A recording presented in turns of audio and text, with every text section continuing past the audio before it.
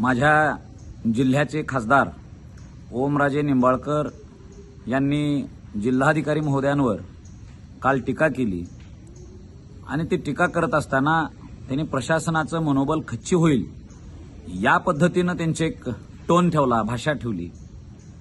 ज्या वेळेला ह्या ओमराजेंचा पाण्यात लोकांना मदत करत असल्याचा व्हिडिओ तो व्हायरल झाला, आम्ही स्वतः सुद्धा त्या व्हिडिओचं कौतुक केलेलं आहे, त्यांचं कौतुक केलं। परंतु आता प्रत्येक ठिकाणी जाऊन स्टंट करायचं काम ओमराजेंनी सुरू केले।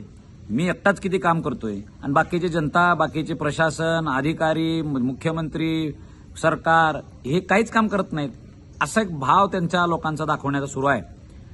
मुख्यमंत्री आले, कुणी मंत्री आला की आपल्या कार्यकर्त्यांना शेतकरी म्हणून पुढे धाडायचं आणि त्यांच्यावर टीका करून टाकायची, ही पद्धत सुरू केलेली आहे ओमराजेंनी आणि सगळ्यांना बदनाम करायचं, मी एकटाच किती शहाणा आहे असं दाखवण्याचा प्रयत्न काल म्हणजे ओमराजे करायला लागलेले आहेत।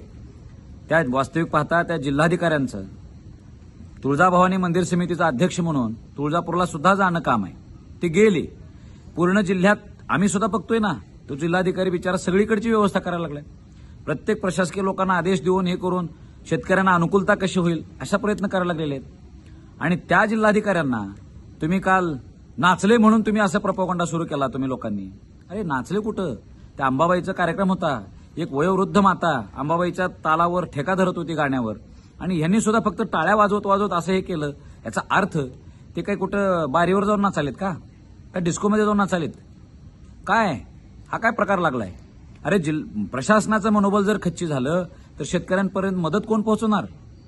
शेतकऱ्यांना जाऊन पंचनामे कोण करणार? तुम्ही ह्या प्रत्येक खालच्या लोकांना परिणाम काय होईल तुम्ही बघताय का? या लोकांना, प्रशासकीय अधिकाऱ्यांना शेतकरी काम करू देतील भडकून? ओमराजेंनी स्टंटपणाच्या म्हणजे जे त्यांना लागलेल्या सवयी आहेत त्या सोडून द्याव्या।